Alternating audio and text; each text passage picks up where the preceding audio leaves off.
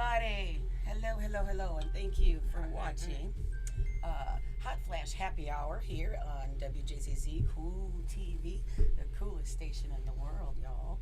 And we got a special guest today on our show, and I'd like to welcome Mr. Jimmy. That's his new name, Mr. Jimmy, my beautiful co-host.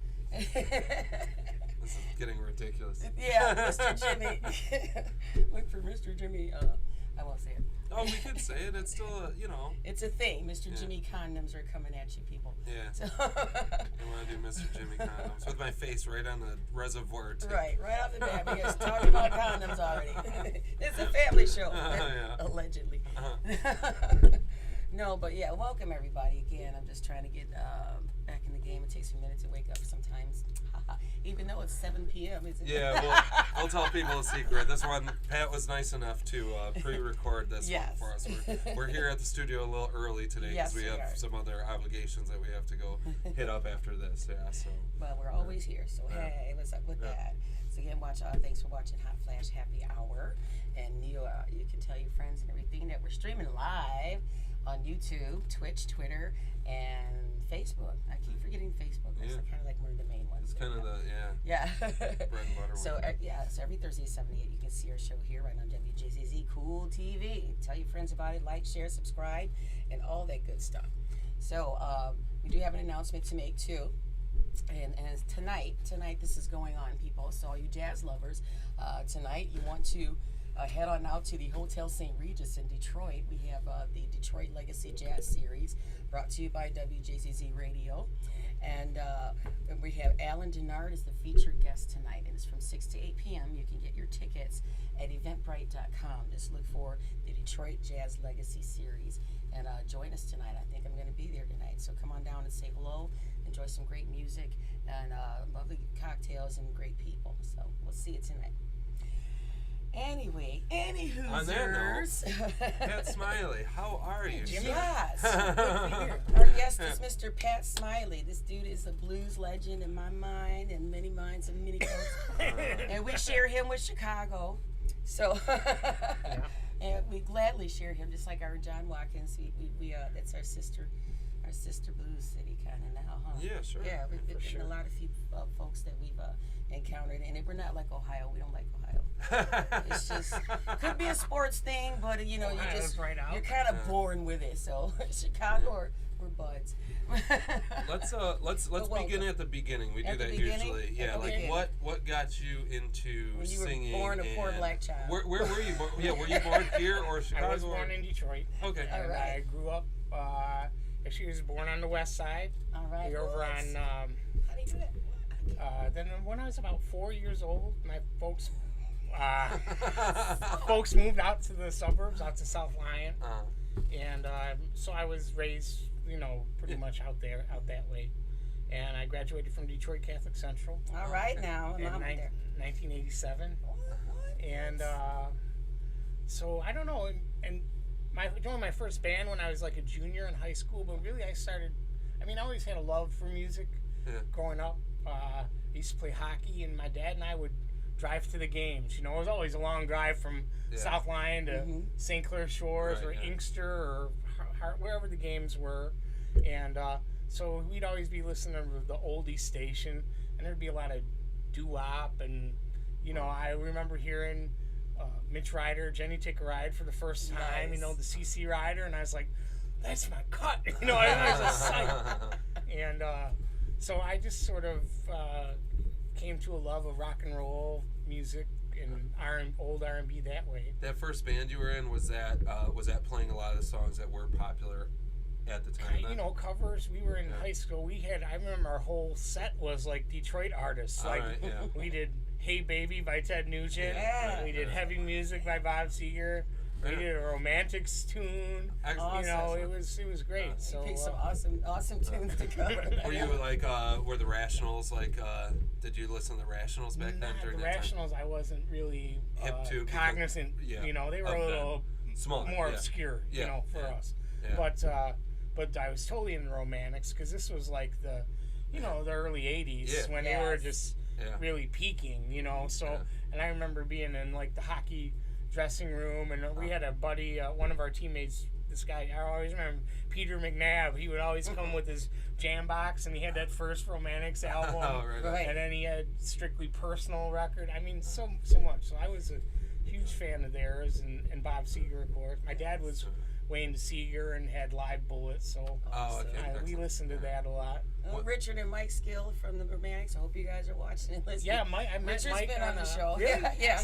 Mike just friended me last week. I wasn't sure. Yep. Yeah, but I didn't know he was part of that. I met Mike on a Zoom call or something with over the pandemic.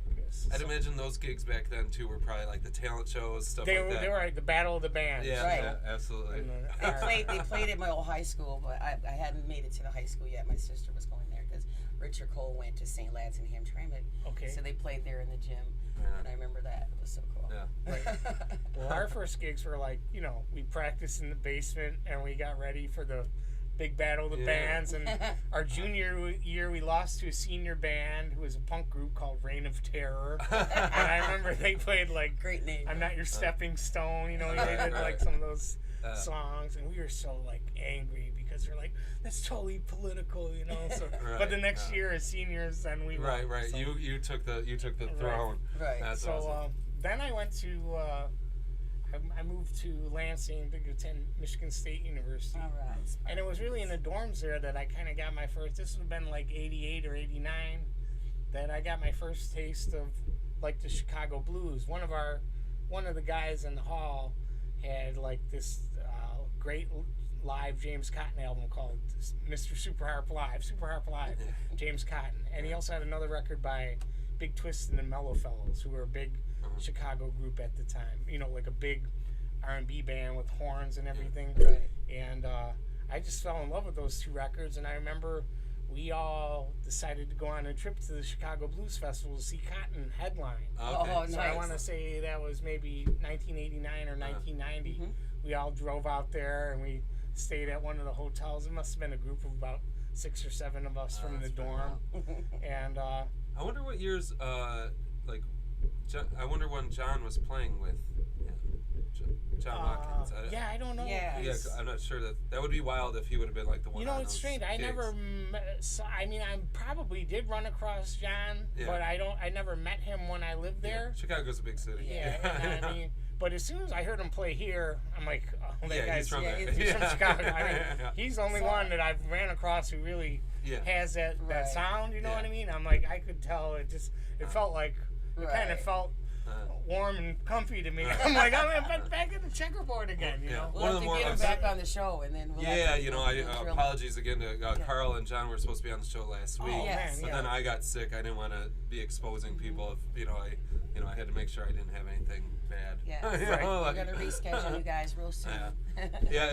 I knew too. I figured that like John, as soon as he had known one of my favorite guys from Chicago is a more obscure guitar player. His name's Luther Tucker, and John right away was like, "Oh, I know Luther. I know." It was pretty cool that like to have those connections. Right. So sorry, back to your story. Okay. So then I moved to Chicago in 1992 to under the auspices of attending graduate school at Loyola. Oh, okay. And I lasted a few years. But right, in the evening, I would go. The first couple of years, I had no car. So I was kind of limited by where I could take the L. Yeah. So I explored some of the North Side clubs, Blues on Halstead, Kingston Mines, and whatever. Yes. And they would hold open jam sessions. And I'm like, this is fun. But just being a singer who doesn't play an instrument, I could never really lead the band through anything. Right. So I was like, okay, slow blues in G, or whatever. It was like kind of the lowest common denominator. You can play with 5 or 6 guys you've never met before, a varying. It's hard to play like a 3-part song at an open jam with guys you don't know. Right. Yeah. So go with the shuffle. I was sort of frustrated by that, and I'm like, well, if I want to advance at all, I got to start having kind of build a repertoire, and I got to have a hot band behind me, because otherwise I'm, I can only be, I don't know how Tasha feels, but as a vocalist, I can only be as good as the guys behind me. Right? Absolutely. And if the drummer, the bass player's messing up, most of the audience, and I look distraught or something, the audience is going to be looking at me like he really didn't bring the thunder. You know what I mean? Yeah. When in fact I had a lot of thunder in me, but there was whatever. The drummer keeps missing the one. Many of those situations. Right. That that's where I get my humor from, because it has happened a lot, and a lot of times that my voice gets louder because I'm trying to cover up what's going on. Or I take the song somewhere else and like, okay, now let's come back in. And it's a good. It is a good part of the resume though, to know how to sort of like persevere through those times when you're with guys that are a little bit weaker or whatever. Right. Yes, For sure. You like gotta be muscling through. You gotta roll. Right. You have to kind of muscle through it, exactly. So when I finally got a car, so around that time, I convinced somebody to bring me down to the south side to go to the Checkerboard Lounge. And that place was, I mean, of course, like legendary. Buddy Guy had previously owned it, but he had moved on and left behind his old partner L.C. Thurman, who was, but Buddy's brother Phil would still hang out there, and Cotton, all those guys were down there. And I mean, that just kind of became like my college of musical knowledge. I was like, when I hit that place for the first time, the tables were like half as wide as this, and it would be packed. So when you sat down, you had to make friends with the people at the table, or just be very uncomfortable the rest of the night. So usually I had, back then, I was drinking, I had a couple pops and just started getting along really good with everyone around me, and the dance floor people would be out there doing all kinds of dirty dancing.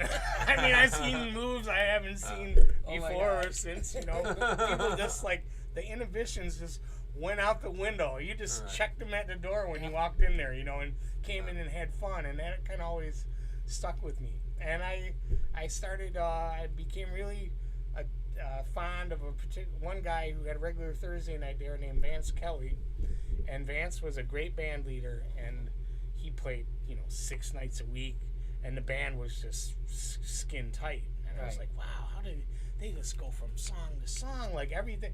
Like he would do like a 40-minute medley. I mean, the music would never stop. Everything was kind of linked together. It was unbelievable. And I was like, wow, how do they practice so much? And I'm like, well, they don't practice. They just play every night, right? Yeah. That is their practice. That's how they do it. And once you see it 100 times, you're like, well, it's not really completely off the top. I mean, I could see the little signals with the guitar, the neck of the guitar, or whatever. I was picking up, so I was absorbing so much on how a band worked on stage and and he was very generous with stage time. I mean, maybe because he was just, he played so often. He was like, hey, the kid's here, let him sing a few, But I was like, I jumped in there, and he made sure that the group always played my songs as well as they played his. That's awesome. He'd chew them out a little bit if they were slacking. He goes, hey, don't do Pat like that. You know what I mean? And I'm going, that's funny.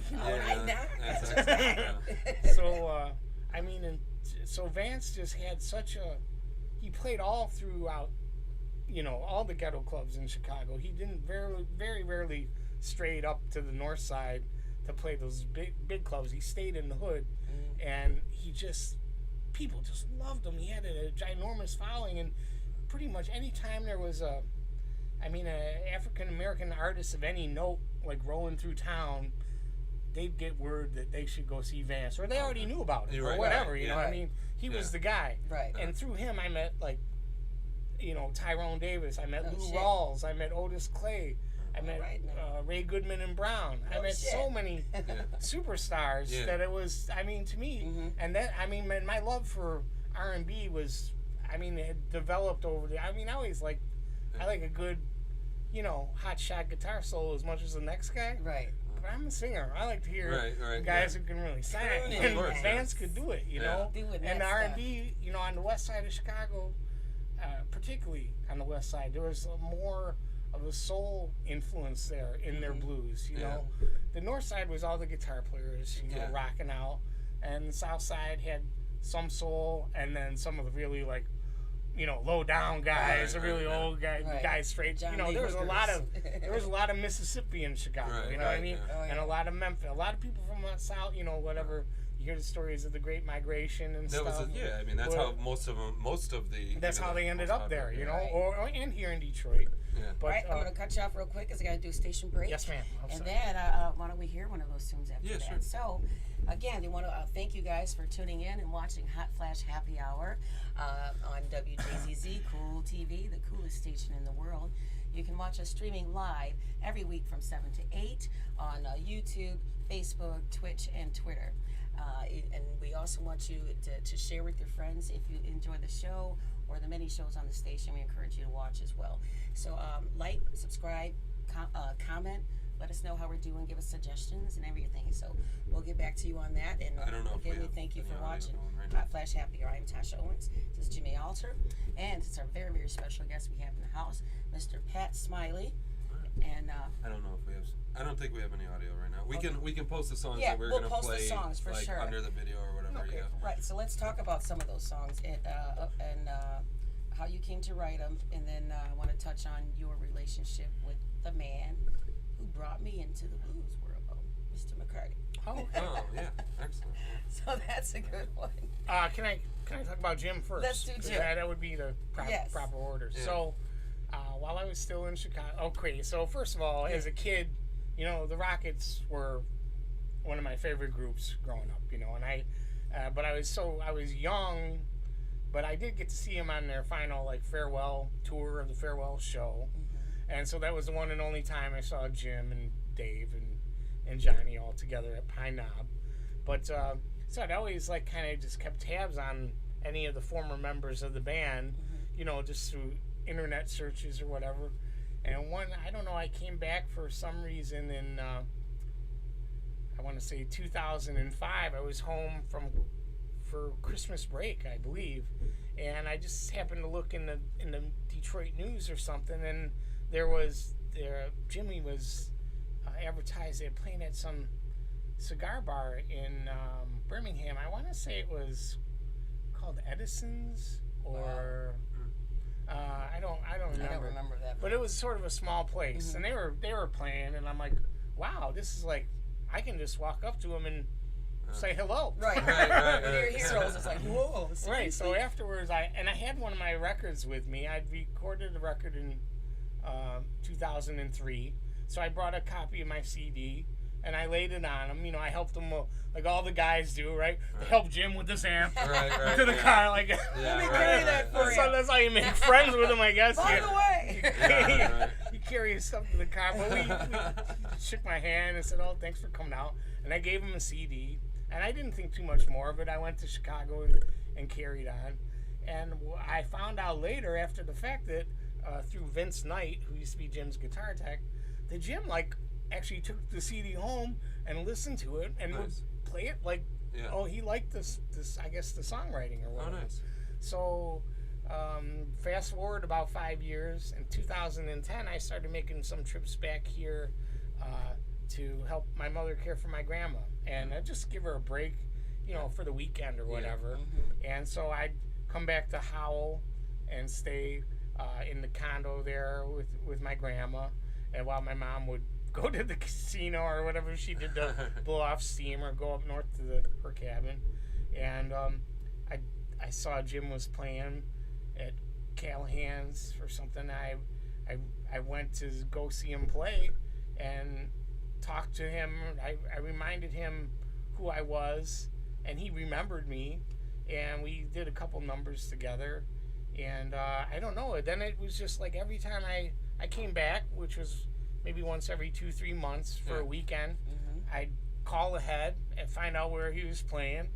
You know, one time it was at Freddy's. And actually I remember he was doing a jam or played a gig at Freddy's, and I had talked to Freddie about trying to bring my Chicago band to Detroit. And I was trying to get us out playing out somewhere on the road, touring a little bit in the Midwest. And he was really the first guy that said, yeah, I like your sound. Yeah, let's do it. And I was like, what? Really? Okay, great. Well, unfortunately, Freddie passed away before it could happen. So I called Jim. I'm like, man, I don't know. I'm already planning to be in town. And, you know, my gig fell through. So he's like, well, you know, I'm playing a weekend at the Blue Goose. Why don't you come be my special guest that weekend, and that was kind of the start of it. You know, we started playing. Then we would do that every 3 months, you know, or whatever, a couple you times. You guys have a year. Amazing chemistry together. It's like you can see the mutual respect between. It's weird for a relationship that's like kind of like it's newer probably than people would think it is. Right. People probably think you guys have known each other for 25 years or something. Well, now we almost have. Yeah. Well, almost. Not quite, but since 2005 was when I met him. So anyway, so that's how we kind of carried on, and I met a lot of great musicians and made a lot of friends through those gigs and those visits with Jim on those weekends. So anyways, so then I started, so when I finally made up my mind to come back here, stuff in Chicago was it was getting kind of rough for me, and for a lot of different reasons, but I decided I better hightail it out of there and come back home to where I had more support system and stuff. And so I moved back here in 2015, and I'd been in touch before. I actually met Josh Ford, Motor City Josh. Oh, yes. When he lived very briefly, maybe like 10 months in Chicago, in the early 90s or late 90s. Right. And I'd met him out there at a gig. We both played one of the same bars. Right. And I was like, who's this Motor City Josh guy? I'm from Detroit. I'm going to go check him out. Right, yeah. And I remember that gig. He was just playing solo acoustic, and he was one of the first guys I saw who ever brought like a stomp board, you know? I mean, it was great. It was such a... It was a big difference than the normal guy just, who didn't have any beat to play to, you know? And he kind of remembered me, and at one point he sent me an email like, hey, I'm opening up this studio if you're ever looking to record. I'm like, thanks, I made a mental note. Yeah. So when I got back here, Josh and I probably spent 2 years just kind of, I don't know, not 2 full years, but, we spent a lot of time talking about working together and talking about writing songs before we ever did. And I think in a way that's been part of our chemistry or whatever together, is that we shared a lot of common musical touchstones, you know what I mean? And so I could say, well, this is like this old song by this guy, and he would go, oh yeah, I know that. You know what I mean? got what you're going at. And so that was good, and we started writing together, and we just took our time. He never pressured me to like, hey, get this done. Come on, you're gonna pony up for some studio time, or what? Are we just gonna write songs every week? And I was like, just let's wait till we get a decent little batch together. And so he never pressured me like that, and he really, I can't say enough about it. He's probably been the best friend my music's ever had, because. I mean, shout out to you, Josh Ford. Josh Ford. We love you, man. Josh. Yeah. He had so many good ideas in terms of arrangements and just feel and stuff that, it was all I had to do was, my role in it was sort of to come up with the initial kernel of an idea or a melody or a hook, and I would come and I would sing it in my phone or play it for him when I got there, or sing it back to him until he picked out the chords, and then we're like, now we need a bridge, and he goes, well, how about something like this? I go, nah. Well, how about this? Boom. And then he would just have he would come up with 3-4 ideas that I could pick from him, and I'm like, I think I like the third one best. Choose your own adventure. It's great. That was great. That's awesome. So I don't know. So now we've done 2 projects together, and I'm really proud of the work we've done together, and I just. I owe everything to him, because he worked with me through some times where I didn't quite have it all together and probably wasn't ready to. The last 2 albums were both there, right? Yeah. Those are the only 2 we've done, but together. But I think it's my best work. Here we go. Oh, yes. The Fix. It's Broke Down 2, featuring Mr. Jim Hardy.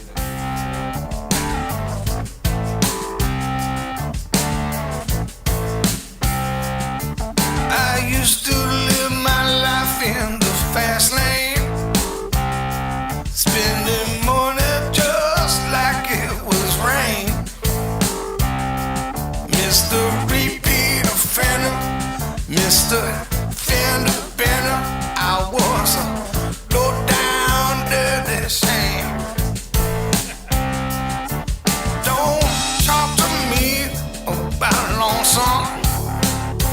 'cause I didn't have no one to scratch my back.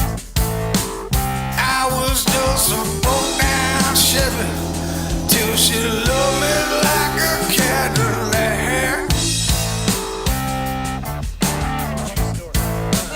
That's alright.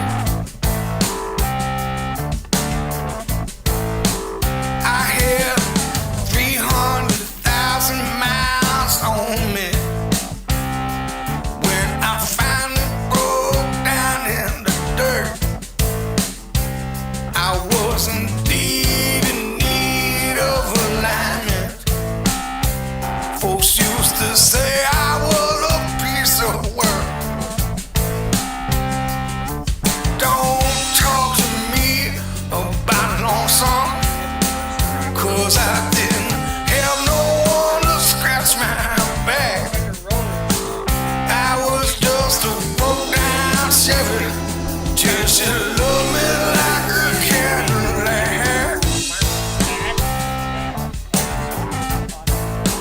That's alright.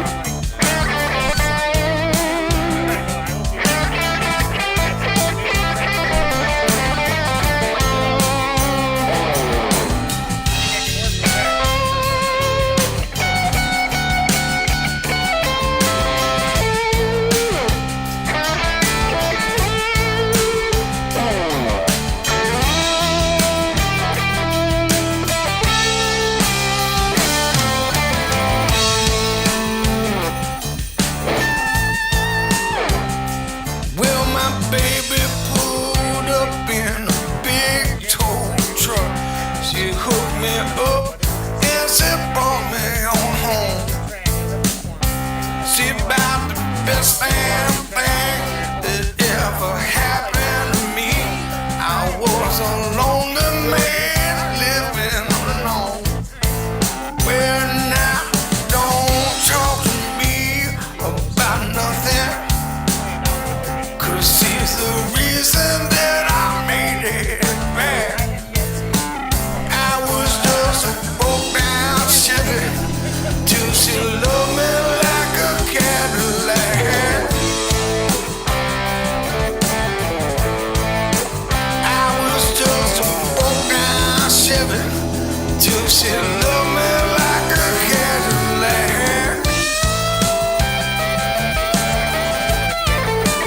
I was just a broke down Chevy till she loved me like a Cadillac.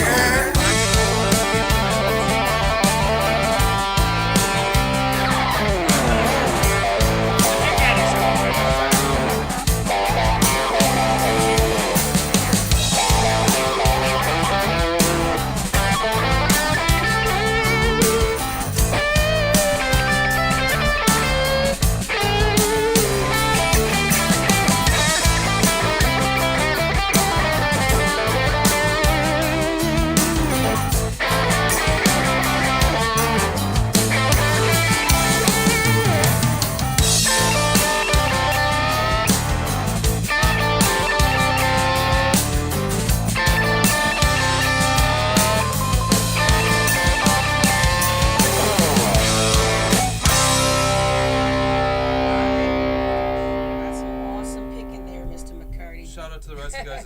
Is that Todd and Alex that are on? No, that's Chris Smith on bass. Oh, excellent. Todd Glass on drums. Evan Mercer on Keys. keyboards, and Johnny Rhodes on guitar. Johnny rhythm.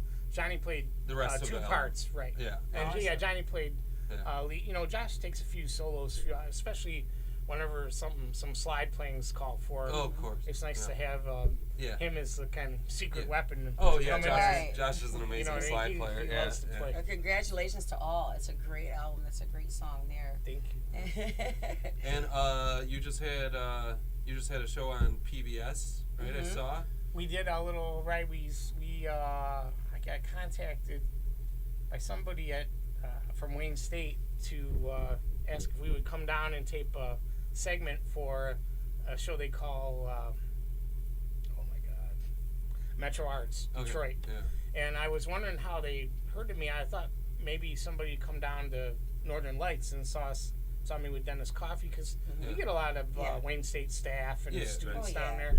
But I honestly, I forget what the story the lady ended up telling me. It wasn't what I thought. It wasn't somebody who saw us there. They got my name some other way. So we had initially planned it for back in March. And like late March, right after, it got canceled because of the pandemic and everything got locked down. And she said, well, when we can get back to, doing stuff, we'll call you back. So it ended up being last November, we came in for the afternoon and just cut the segment with a brief interview and 2 performances. Nice. Okay. So it was nice, Very and nice. I wasn't home the other day when it aired, but when I got home, living with my folks still for 12 more days, people. But then I got home and my dad was like, I really enjoyed it. I would like that, so. Oh, nice. You won over a 71-year-old man in St. Clair Shores at the very least, so. How awesome is that? And too, we want to take a second too to say thank you guys again for tuning in to Hot Flash Happy Hour right here on Wjzz Cool TV, the coolest station in the world, streaming live on Facebook, Twitter, Twitch, and YouTube. So we want you to follow, share, comment, tell somebody about it.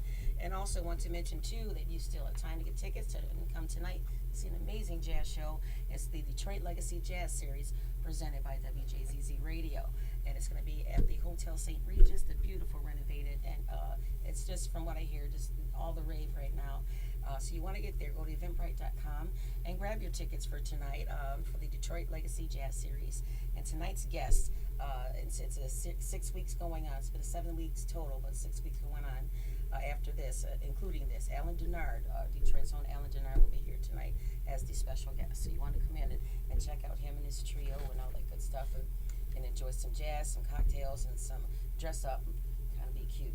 I think people are. I'll see you there. I think people are looking for more things like that, right? Like events, real events. Right. Me and Pat were talking about this for a minute before we started the show. That people don't mind paying, a little bit of money to actually go have a real show and a real event now. And I think people are just itching to get back out and kind of looking for that more than ever. And we get to reap the benefits of that, right? Like if people actually want to see music and art again. Right. It's nice. Yeah. I mean, we just had a good show. Let's enter that at the Legends Party with the Legends show. My first produced show. Nice. How did that go for you? It went very well. We had Mr. McCarty, Jim McCarty on the show, and Motor City Johnson. How about Speaking of, Speaking of, whoever we're talking about was on that show. It was at Token Lounge in Westland, and it was great. And we're going to look forward to doing some more shows. We have some coming up, and you'll hear about them soon. Sponsored by Mama, which was, inaugurated that night, kind of. It's a Michigan Association of Music Artists. So it's all genre eligible to enter. It's free to be a member, and you can contact us right now through our Facebook page, or you can contact me at my page. I can give you all the information while our website is being built. So Tasha at TashaOwensMusic.com is my email, and you can check it out on my page too at TashaOwens.com or TashaOwensMusic.com. More good shows to come. That's More good shows. Poor Tasha's Tasha knows that say sound check is very early at that venue, and we would never say anything bad about that. But if you expect artists to show up 5 hours early or something like that, you could at least give them free water. So Tasha knew that wasn't the case at this particular place. So they're bringing in cases of water. Tasha's ordering us pizzas. Tasha's doing everything usually somebody that puts a show together is doing. Right. Well, come to find out, that's very hard to do and also perform. It's really hard to do. It's a very high stress day to do that. I did have a lot of help though towards.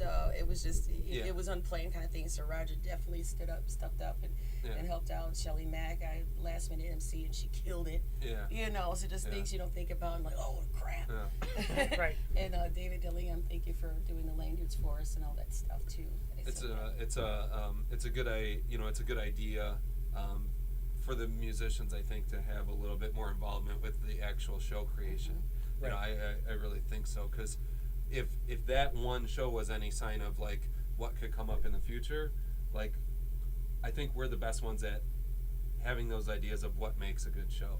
Right. You know, I mean, like that's what we're used to doing for people. You know, and like you were saying, I mean, we were talking about trying to. I myself, I mean, the pandemic, like I didn't perform at all. Tomorrow, I mean, Saturday, I am playing a porch concert with Jim, and it was gonna literally be my first time out since. Shout it out for people. Where's it at? Yeah. Okay. Porch concert at David Rebello's house in St. Clair Shores. Yeah. The address is The 3. Shores. I just got a gig. Did you? Not there, but right in the same. Yeah. So it'll be Saturday, August 7th. This Saturday at 7 p.m. The address is 30007 Mason Street. And Jim and the band kick it off at 7 o'clock.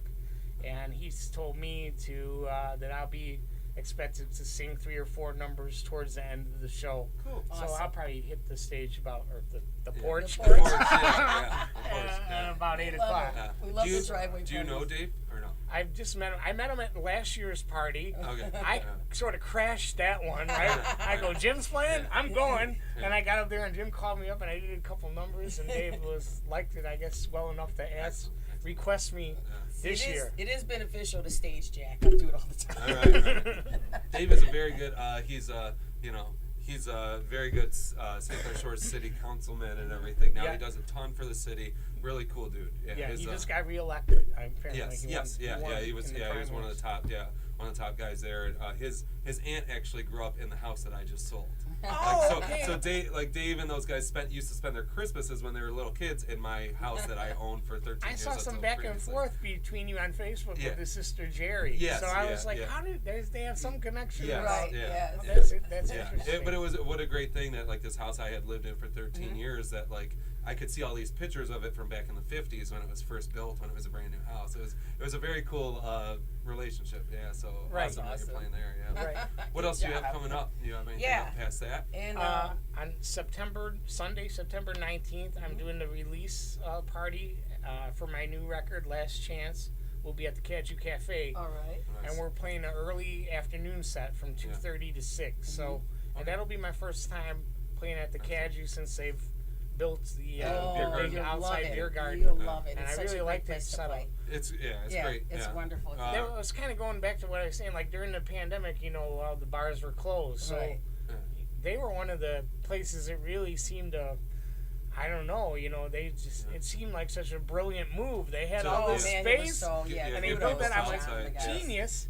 And I mean, it was one of the few places I could go and not feel like I was going to get cooties or anything. You know what I mean? It was still a lot of space. So. And I think good job to the Caju. Yeah, absolutely. and I think definitely for 3/4 of the year, that's a really great answer, right? I mean, and they're really using it to its full potential. I mean, I know most weekends they're having like multiple things per day now and everything. Yep. I saw they're just gonna have like a 4 or 5 day music festival out in that beer garden also. Wow. Yep. Yeah, they're really pushing it, and go figure when a musician is a part owner of the bar, things like that happen, right? Like, And he's probably seen all kinds of different ideas traveling the world. Right, yeah. And we love John Rutherford, but the last couple times at the Caju, I was just talking to RJ about this, that I haven't seen him around lately. We got to see him around the bar a little bit more now. Right. Well, I know where you live, John. I'll just crash your house.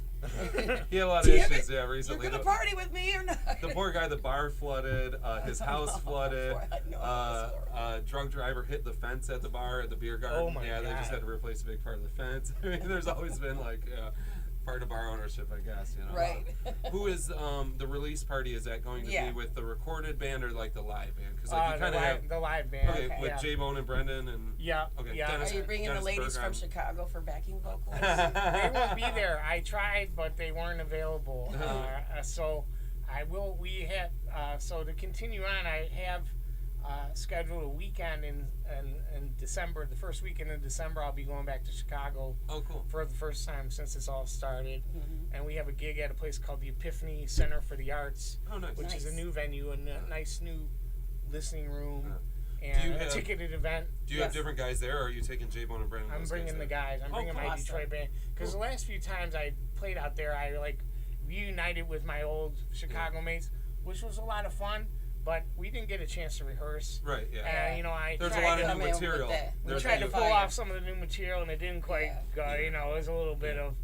I had to muscle through it. You know what I mean? I was kind of like, and I just didn't want that. I just felt like it was time to start trying to, you know, really had to put my best foot forward when I go there. So I'm gonna bring the crew, and my plan right now is probably to rent some kind of Airbnb, a house where the band can all stay at least crash for the night. And I'm looking for a second gig somewhere in the suburbs that make it worth the drive. Friday night. So. Make it that makes sense. I love that idea because I think around Detroit we do get we're very used to just like everybody is freelance, right? Right. And so nobody actually has a band, right? Like a lot of people Lego don't. pieces. I call them musical Lego pieces. And I think going forward, a lot of people like we were talking about like if you want to put on good shows and all that. Right.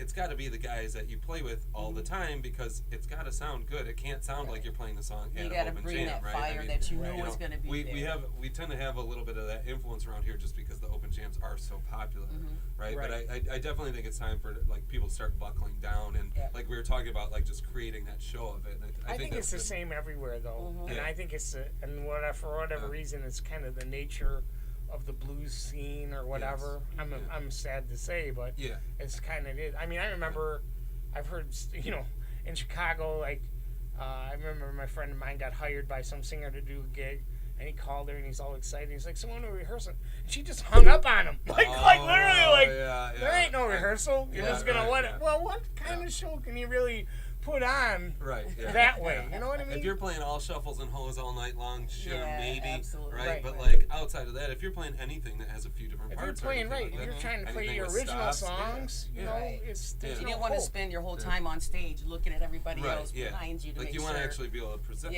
entertain the people instead of because then they know like what the fuck is going on. They just hired them this morning, didn't they? Right. So, I mean, like we were talking about, I hadn't played at all over the break, and I just I was hoping to, when I do come out, I want to try to take it to another level, whatever that means. You know what I mean? What it means is, like, now, I don't know, you know, I spent a lot of time being frustrated that I doing little gigs at Sabby's or the Blue Goose or whatever, and sometimes people wouldn't return my calls or something, and I'm like, seriously? This is making me so mad. I'm just gonna get so mad. I'm just gonna up and go do something else, you know. And so I decided that I'm gonna try to spend the break. You know, we wrote and recorded the whole album during the pandemic, and I thought, well, maybe this is a chance for me to get my music kind of slided by some of the gatekeepers, you know, that are out there who control all the festivals and everything. I can get my music right to a DJ who might play. Right. Well, speaking on that note too, I do have to commend you. There's even people that have told me it's exactly what I experienced about you. Are badass at marketing yourself. I wanted to give you some kudos on that. Oh, thanks. You do that so very well. And I was talking to somebody else and we had the same thing. I'm like, yeah, I was thinking the same thing. Pat does a really great job at marketing yourself. I hate that. I hate it because I don't want to seem like I'm out like a nararcist or a megalomaniac. But I'm the only one who's going to do the job. Yes. And I've tried to hire publicists and to work with me. And Josh told me something. Nobody cares more about or knows more how to better promote yourself than you do. And I sat there and I'm like, damn right. I don't need to have to pay anybody $1,000 or $1,500 to. And you know what I mean? I'm like, I can do this myself. I know how to write a bio. I know how to send a mailing to a DJ, you know what I mean, or to a magazine or something. And your tone is never like narcissistic. It's like because it's okay to talk about yourself in the way just like, hey, if you like what I do, come check this out. That's what I try to do. And it's a lot better approach than like, oh, I'm the greatest thing that's ever happened. Yeah. You see some people around town have that approach, and it's like that's a little like off-putting for me anyway. For some people it might not be. Some people might be attracted to that. You know, I mean, I try to keep on your market too. A lot of times if you're marketing the millennials, that's how they think. You know what I mean? So you have to go, you know, I won't say all millennials, but you know, the younger groups, some of the younger groups, because it is we're raising narcissists. You know, we're making people. Hell, I mean, I was in this one band for like a year, and it works great for that person, and it's led them to a few Detroit Music Awards and stuff like that. When you know, outside of the perspective of the band, I would have said that you don't have to laugh about it. I'm just being honest. But those DMAs were probably unjust and, you know, unqualified. I mean, but it's a lot of like, if a person is saying like, oh, I'm the greatest thing ever 80 times a day, then some people are going to start following that too. But it is commendable to not do that. And I think you're always just like, hey, come check this out. And that's kind of like why I hope I present it that way. I mean, Yeah. I know I post like sometimes, several times.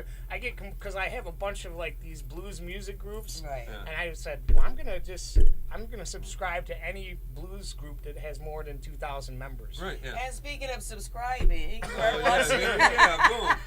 See how that rolled that in there? You're watching Hot Flash Happy Hour.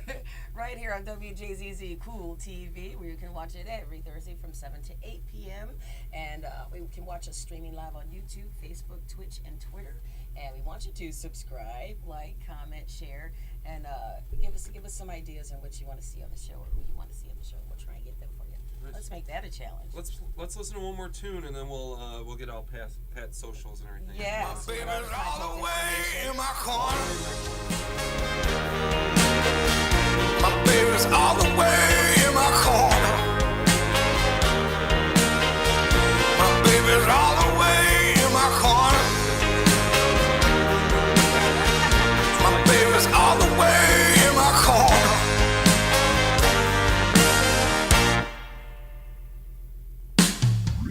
My baby's got those big brown eyes. She don't pay no mind to those other guys. She's got a smile that just lights up the sky. And she ain't no false-hearted friend. My baby's all the way in my corner. My baby's all the way in my corner. My baby's all the way in my corner. My baby's all the way in my corner. Being faithful.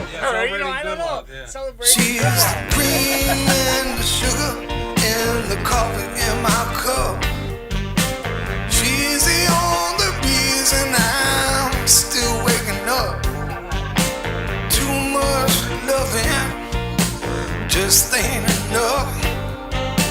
She ain't no false-hearted friend. My baby's all the way in my corner. My baby's all the way in my corner. My baby's all the way in my corner. My baby's all the way in my corner.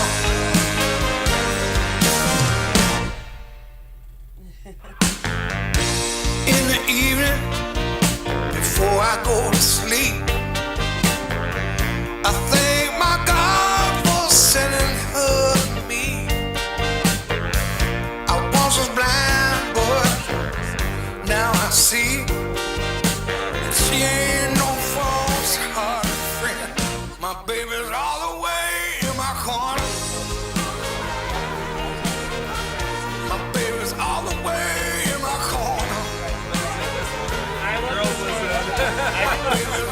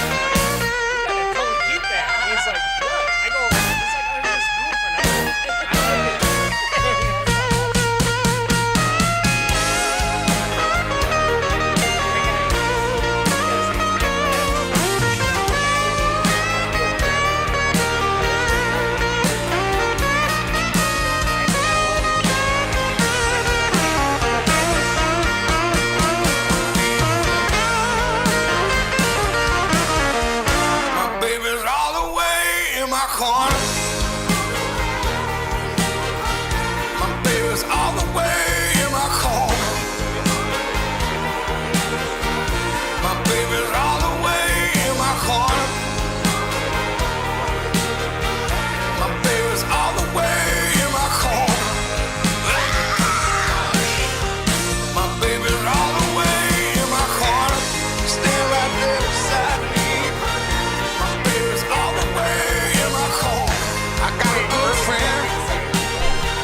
My baby's all the way in my corner. Baby love me. Baby needs me. Walter went to school with Vince Gilligan, the creator of Breaking Bad, and although he hasn't been able to get a hold of Vince to confirm that the character was, he used his name as the character, we're pretty sure that that's where the connection was. That's awesome.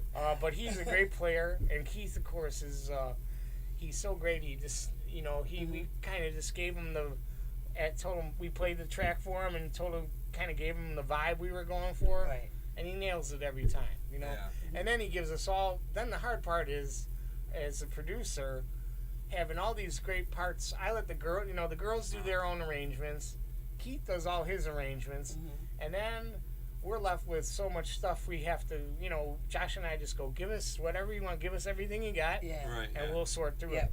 And I mean, that's a great way to do it, but, it's such a nightmare to go through it. I'm like, this part's so great, I don't want to cut that. This part, so whatever. It's really like a big, huge puzzle, right? Like you're trying to figure out, what piece actually fits where. Right. Now, what song was the hardest for you to write? Oh. Well, there's a song on the new record called Something on My Heart, which started, I don't know why it was hard for me to write, but I had the melody rolling around in my head. I remember humming. I was up at my family's cabin up north, and I was just sitting out staring out at Lake Superior, and it was dark, so really all I could hear was the lapping of the waves hitting the shore. And I just started humming this little melody. I sang it in my phone, and I brought it back to Josh, and he kind of, he came up with some cool changes, and he's like, "Oh, that's a pretty chord." He kept on playing all these kind of jazz chords, and I'm like, "Man, I got to come up with something that matches how cool the music is, And it took me a while. I had to do several rewrites of that one, but in the end, it came out nice. And again, Keith came up with a killer horn arrangement. And another kind of happy accident that Josh, we were doing the demo and we came to the solo, and Josh just kind of played this little groove. Right. They're totally different from the rest of the song. The rest of the song was like a mid-tempo Al Green thing, and then Josh just kind of went into this